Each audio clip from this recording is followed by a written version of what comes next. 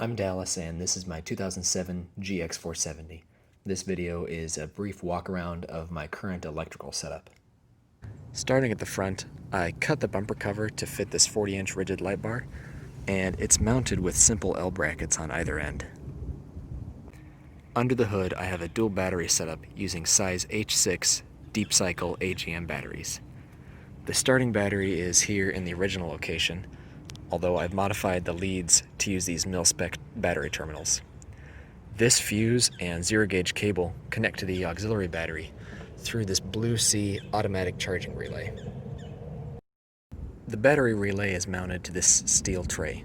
Several companies make similar products, but none of them were exactly what I wanted, so I built my own.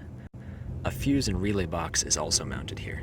I didn't use a Switch Pro, S-Pod, or similar due to cost, and also I wanted a solution that was more versatile and customizable.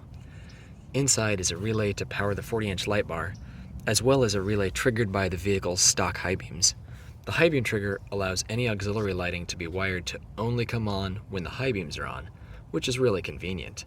If you see an oncoming vehicle, you only have to flip your headlights back to the low beams, and all your auxiliary lighting shuts off automatically without you having to flip multiple switches. The auxiliary battery is here behind the airbox. The H6 is the biggest battery I could fit in this location, and it just barely fits. It sits in a steel tray that I made myself.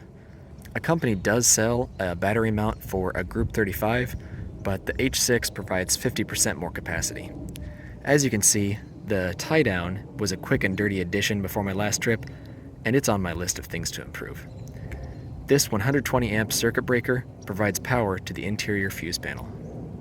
The auxiliary fuse panel is located here in the center console. The location's a compromise since it takes up valuable interior space, but I like it because it's hidden, protected, easily accessed, and central, which keeps the wiring run simpler. This fuse panel acts as power distribution for the interior. I removed the height control switches and relocated the DAC button to make room for this switch panel. It has room for 8 simple on-off switches, as well as a radar detector controller, a dual battery voltmeter, and a remote control switch for the battery relay. This is something I'd like to improve because these little round switches are pretty cheap. That covers the highlights of the electrical additions. I'll do a separate video on the camping setup. Let me know if there's anything you want more detail on.